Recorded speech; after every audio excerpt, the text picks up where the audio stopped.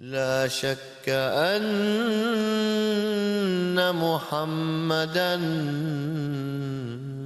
خير الورى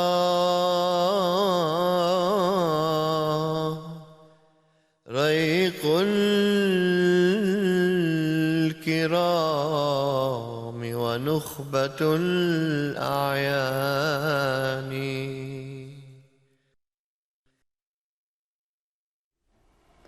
أشهد أن لا إله إلا الله وحده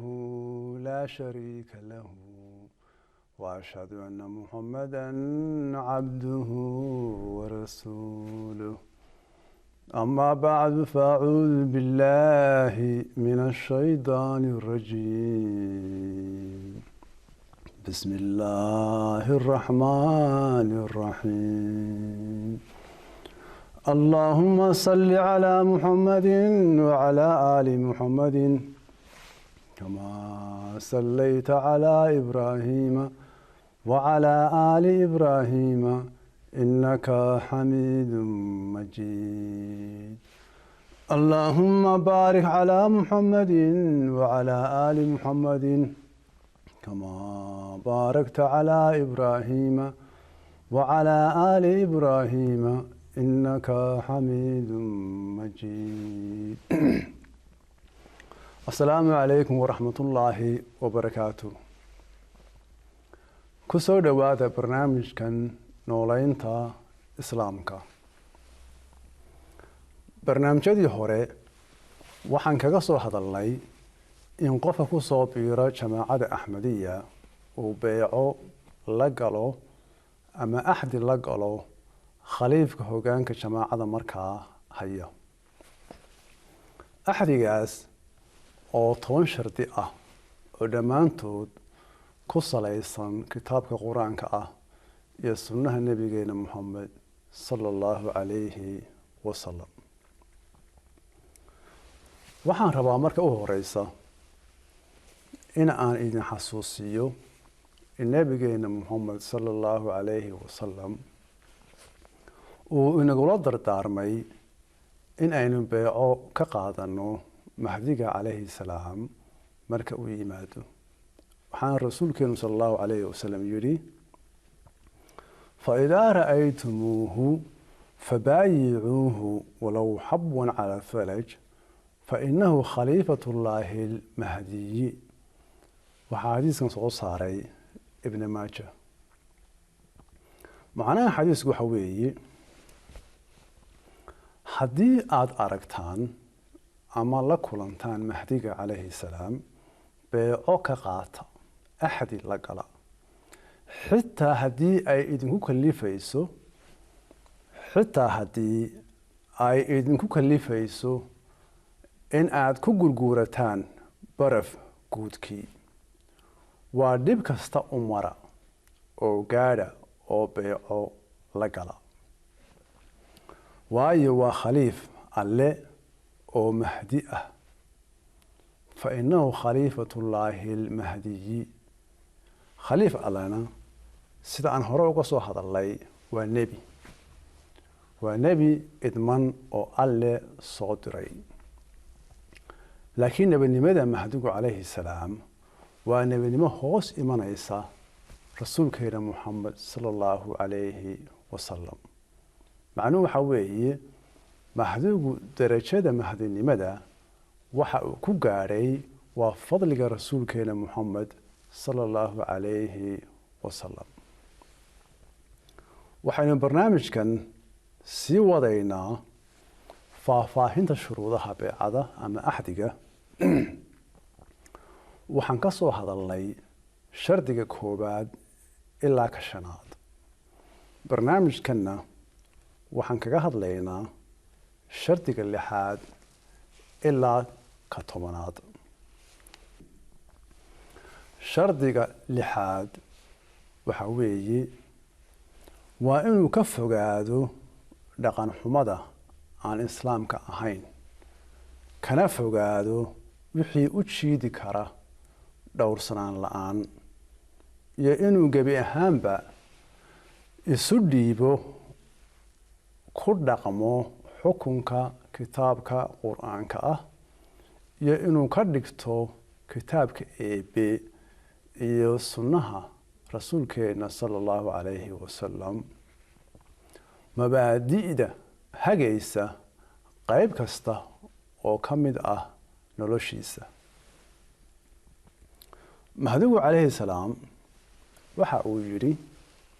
waxaa alle qur-aanka ku yidhi: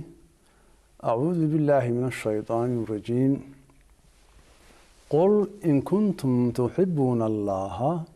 fattabicuunii yuxbibkum allah. waa suuradda aali cimraan aayadda 32. aayaddan macnaheed waxa weeye, ku dheh haddii aada alle jeceshihiin aniga isoo raaca, alle ayaa idin jeclaan. wuxuu mahdigu calayhi salaam yidhi,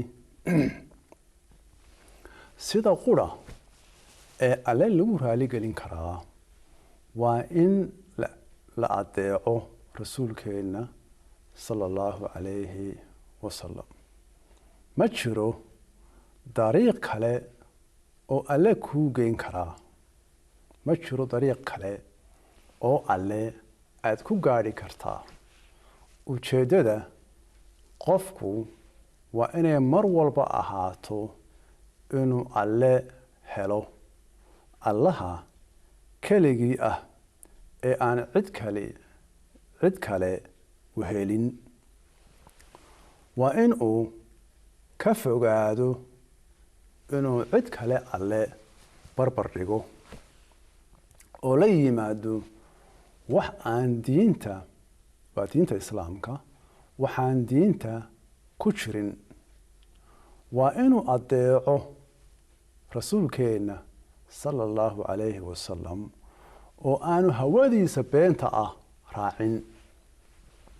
dhegaysta, waxaa mahdigu la hadlayaa asxaabtiisa, dhegaysta, waxaan idinku adkeeyey in qofku aanu si kale ku badbaadi karin oo aan ahayn inuu raaco sunnaha rasuulkeenna muxamed sala allahu calayhi wasalam. waa inaad xasuusnaato in furaha barakada iyo raxmadda alle yahay inaad raacdo kitaabka qur-aanka ah iyo sunnaha rasuulkeenna sala allahu calayhi wasalam. inaad salaada tukato oo ogto oo soonto sida la ina faray. qofkii dariiq kale maraa waa lumay. qofkii ka leexda dariiqa alle iyo rasuulkiisa sala allahu calayhi wasalam wuxuu ku dhiman caaqibo xumo ama cidhib xumo. waxaa mahdigu calayhi salaam uu ereyadan ku qoray malfuudaad majalada 3 bogga 102 ilaa 103. ereyada mahdiga calayhi salaam waxaa ku cad in sida qura ee qofku iskaga ilaalin karo dhaqan xumada aan islaamka ahayn iyo wixii u geyn kara dhowrsanaan la-aan ay tahay inuu raaco awaamiirta kitaabka qur-aanka ah iyo sunnaha rasuulkeena muxamed sala allahu calayhi wasalam. aayaddan imika aan idiin akhriyey, aayaddan alle ma odhan haddii aad alle jeceshihiin alle wuu idin jeclaan. waxaa alle yidhi haddii aad alle jeceshihiin raaca rasuulkeenna muxamed sala allahu calayhi wasalam. markaas jacaylka alle waxa uu ku xidhan yahay oo shardi ah qofku inuu raaco rasuulkeenna muxamed sala allahu calayhi wasalam. taas oo macnaheedu yahay ku dhaqanka kitaabka qur-aanka ah iyo sunnihiisa sala allahu calayhi wasalam. shardiga 7 ayaynu u gelaynaa oo ah ka ku soo biiro jamaacada axmediya inuu gebi ahaanba ka dheeraado kibirka iyo isla weynida kuna dhammaysto noloshiisa kibir la-aan weji furnaan dulqaad tawaaduc ama muxuu ahaa miskiinnimo waxaa alle qur-aanka ku yidhi أعوذ بالله من الشيطان الرجيم ولا تمشي في الأرض مرحا إنك لن تخرق الأرض ولن تبلغ الجبال طولا وحوي سورة بني إسرائيل آيات 38 وحقال آيات إنه نستيحيي أو يجري هنا أصعن ضلك كبر adoo kibirsan ileen ma dildilaacin kartid dhulka kumana gaari kartid buuraha dherer yacni waxa weeye aayaddan waxa ayna tusaysaa sabab qofka bini aadanka ahi uu u kibraa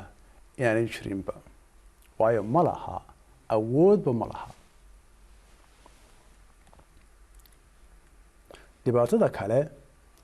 kibirku leeyahay waa qofka ku kibra inta uu haysto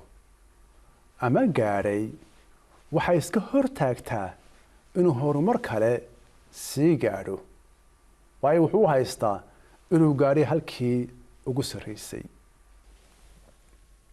waxaa mahdigu calayhi salaam yidhi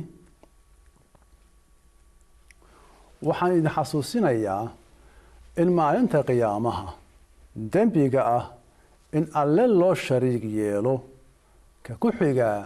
uu yahay kibirka oo dembi kale oo ka weyni aanu jirin waa kibirka ka qofka dulleeya if iyo aakhiraba raxmadda alle way dabooshaa qof kasta oo aan ahayn ka kibra ee isla weyn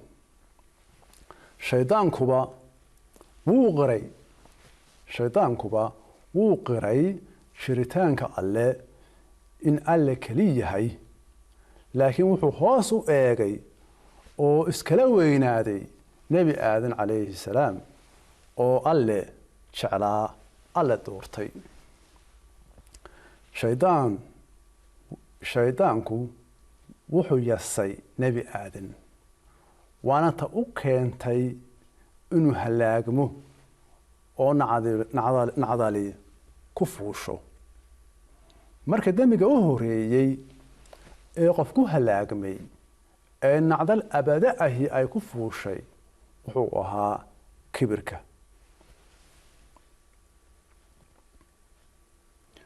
qaybta labaad ee shardigan 7 waa in ka ku soo biiro jamaacada axmediya uu ku dhammaysto noloshiisa kibir la-aan weji furnaan dulqaad iyo tawaaduc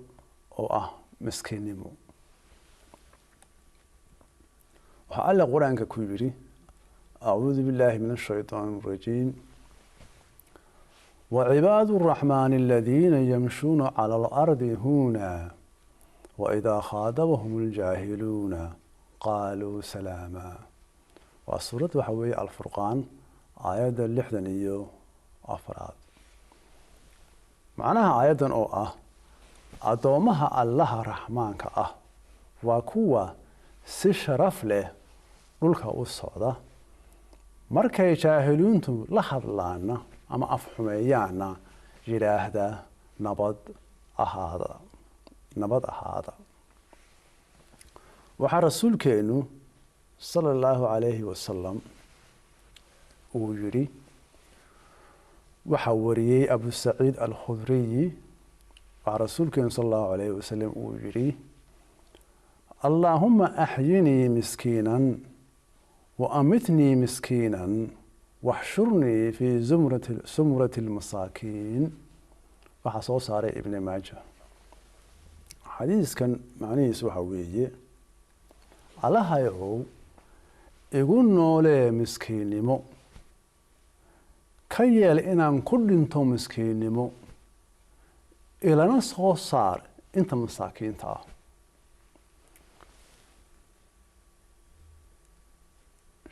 waxaan u gelaynaa shardiga sideedaad oo ah ka ku soo biira jamaacada axmadiya inuu diinta sharafta diinta waa diinta islaamka iyo fidinta diinta islaamku kaga qaalisan tahay isaga naftiisa, maalkiisa, sharaftiisa, caruurtiisa iyo inta kale uu jecel yahay. waxaa alle subxaanahu wa tacaala ee uu qur-aanka ku yidhi acuudu billaahi min ashaytaani arajiim waman axsanu diinan miman aslama wajhahu lilaahi wahuwa muxsinun watabaca millata ibraahiima xaniifa watakhada allahu ibraahiima khaliila. waa aayadda annisaa waa suuradda annisaa aayadda 126. macnaha aayaddan oo ah yaa ka diin wanaagsan ka alle isu dhiiba ahna mid samafale ah wanaagga sameeya raacana diinta ibraahim nebi ibraahim calayhi salaam ee toosnaa. allena wuxuu ka yeeshay ibraahim saaxiib gaar ah. waxaa alle aayaddan inoogu soo koobay macnaha tacliinta diinta islaamka, taasoo ah inuu qofku raaco awaamiirta alle oo dhan, noloshiisana u fideeyo u adeego diinta islaamka. waa in aanu ka walwalin in hantidiisa iyo caruurtiisu ay dayacmi doonaan haddii uu diinta u adeego, waayo alle ayaa ka abaalmarin oo ilaalin isaga iyo caruurtiisaba. waxaa mahdigu yidhi calayhi salaam nooleynta islaamku waxay u baahan tahay nafhuris ayay u baahan tahay. nafhuristaa oo ah in aad ku dhimato u adeegistiisa, waa adeega islaamka, fidinta diinta islaamka, taasoo ah in adduunkao dhan la gaadhsiiyo tacliinta wanaagsan ee diinta islaamka. waa nafhuristan ta ay ku xidhan tahay nooleynta islaamku, nooleynta muslimiinta iyo rumaynta alle weynaaye. waa sidan macnaha islaamku, waana islaamnimadan ta alle rabo inuu hadda nooleeyo.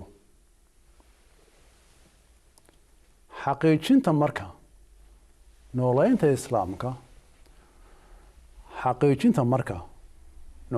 islaamka waxay u baahan tahay in qorshe ballaadhan lagu fuliyo oo ku dhisan gargaarka alle, allena ka yimaada. waana sida alle weynaaye qadaray inuu miskiinkan waa mahdiga calayhi salaam soo diro inuu bani aadamka dhalan rogo oo ku sameeyo dhalan rag wanaagsan oo ku toosiyo dariiqa toosan.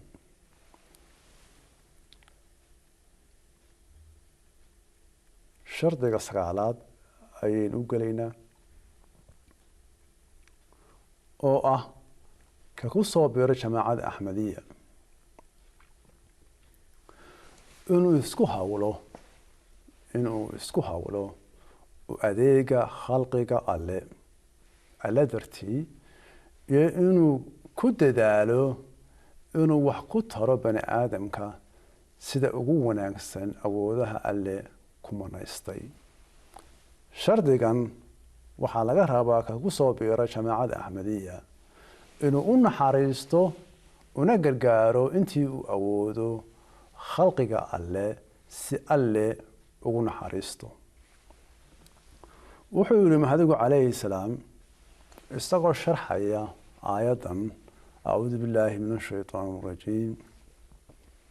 ويطعمون الطعام على حبه مسكينا ويتيما وأسيرا. وحوي سورة الدهر آيات استقالات حسوسنا وأريد مهديك حسوسنا إن ألا شعلي هي أعماشا صالحة ونكسن wuxuuna alle inaga rabaa in aynu danayno oo u damqanno khalqigiisa haddii uu la rabo dhibaato iyo waxyeelayn wuxuu ina fari lahaa ama wuxuu alle ina amri lahaa inaynu dhibaatayno, laakiin alle weynaaye waa ka nasahan yahay oo looma nisbayn karo wax aan wanaag ahayn. saas awgeed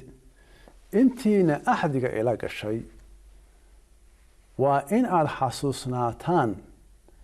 in aad u naxariisataan qof kasta diintu doonaha haysto, qof walbana wanaajisaan ciddu doonaha ahaado, waayo waa tacliinta kitaabka qur'aanka ah sida alle subxaanahu wa tacaala uu yiri أعوذ بالله من الشيطان الرجيم ويطعمون الطعام على حبه مسكينا ويتيما وأسيرا.